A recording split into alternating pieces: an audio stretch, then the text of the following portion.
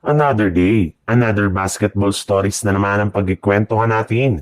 At ngayon nga yung pag-uusapan natin ang balitang pagbabalik ni Kentavious Caldwell-Pope sa Los Angeles Lakers. At ang balitang tuloy na nga daw ang trade ni Jonathan Kuminga. Kahit man nga hindi pa totally kompleto ang official lineup ng Los Angeles Lakers ngayong offseason, ay sapat na nga rin naman daw ito para makapag-compete sila sa Western Conference. Sadyang meron na lang naman daw talaga silang mga kailangang baguhin pagdating sa kanilang rotation. At isa na nga ay ang posibilidad na paglalagay nila kay Marcus Smart sa kanilang starting lineup kasama sina Luka Doncic, LeBron James, Rui Hachimura at si DeAndre Ayton.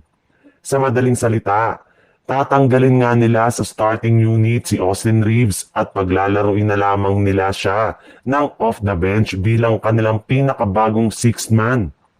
Pero kung mga analyst nga daw po ang inyong tatanungin, pwede pa rin naman nga daw pong mapalakas pang lalo ang Lakers ang kanilang lineup ngayong off-season sa pamamagitan ng isang 3-team trade scenario kasama makupunan ng Miami Heat at Memphis Grizzlies.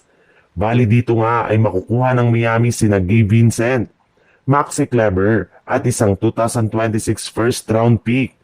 Masusungkit naman dito ng Grizzlies si Andrew Wiggins habang ang Lakers naman ay makukuha ang kanilang dating player na si Kentavious Caldwell-Pope.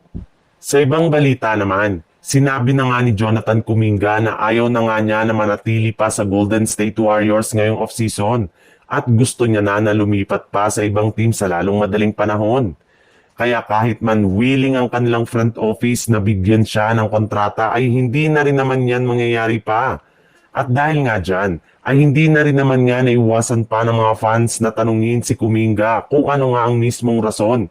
Bakit ayaw niya nang maglaro para sa Golden State Warriors? At ayon nga sa naging pahayag nito sa media, isa nga daw sa mga rason bakit hindi na siya maglalaro sa Warriors ay dahil sa kanilang head coach na si Steve Kerr na hindi na siya binibigyan pa ng sapat na minuto at oportunidad na maipakita ang kanyang tunay na galaw at talento. Kita rin naman nga daw po ninyo kung paano siya bigla na lang tinanggal sa kanilang rotation at binangko matapos nilang makuha si Jimmy Butler. Ayaw na nga rin naman daw po niya na mangyari itong muli sa kanya next season kaya nakapag-desisyon nga ito na hindi na bumalik pa sa Warriors at ibigay na lang siya sa ibang team na gagawin siyang isang main key player sa kanilang kampanya.